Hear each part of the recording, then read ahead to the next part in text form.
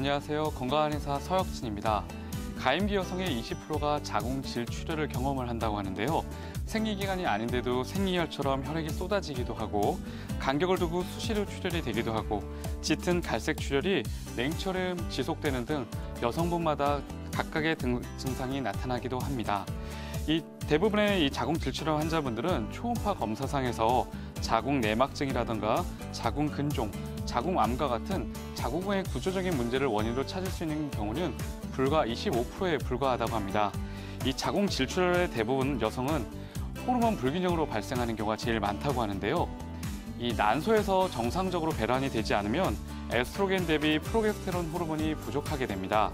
이로 인해 규칙적인 월경이 되지 않고 에스트로겐의 지속적인 자극에 반응하여 자궁 내막이 증식하고 두꺼워지다가 불안정하게 탈락을 하면서 출혈이 되게 되는 것입니다. 또 이 기능성 자궁 출혈 같은 경우에는 보통 출혈량이 늘었다 줄었다를 반복하면서 장시간 지속되는 특징이 있는데요. 이 두터워진 자궁 내막이 조직이 탈락하면서 출혈이 발생하고 또 탈락된 조직이 다시 재생될 무렵에는 자궁 내막의 다른 부분에서 다시 또 탈락이 되면서 출혈이 되기 때문에 자궁 질출혈로 고생하시는 환자분들은 굉장히 오랜 시간 동안 동일 증상으로 고민을 하시게 되는 겁니다. 그동안 자궁 질출혈로 고민하시는 많은 여성분들은 피임약을 처방받고 복용을 하셨었습니다. 이 피임약 복용을 하고 나면 호르몬제에 의해서 배란 없이도 자궁 내막이 탈락이 되기 때문에 마치 규칙적으로 생리가 나오는 것처럼 보이게 됩니다. 그런데 이제 피임약 복용 후에는 도리어 치료를 어렵게 할 수도 있습니다.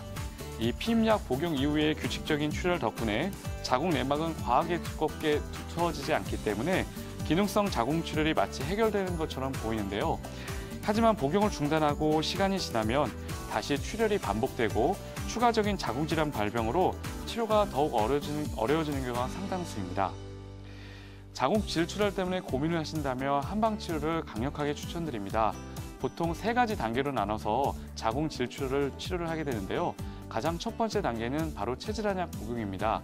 체질환약은 자궁에 위치한 하복강 혈액순환을 늘려주기 때문에 여성 호르몬의 정상적인 분비를 늘려주게 되고요.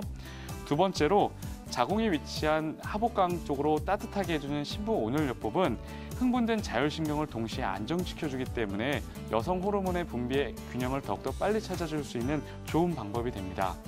세 번째 단계는 바로 골타요법입니다. 골타요법은 척추나 관절 부의 틀어진 부분을 바로 맞춰주는 일종의 교정 치료인데요.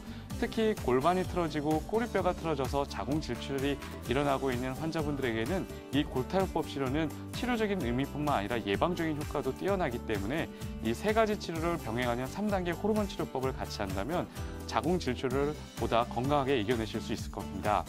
보통 이제 한방 치료를 하게 되면 이 자궁 질출혈의 회복 속도가 굉장히 빠른데요.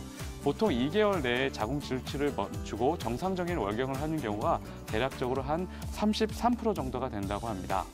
3개월 내가 되면 보다 그 확률은 높아지게 되는데 대략 50% 이상의 환자분들이 이 자궁 질출혈을 이제 해결하실 수가 있다고 하고요.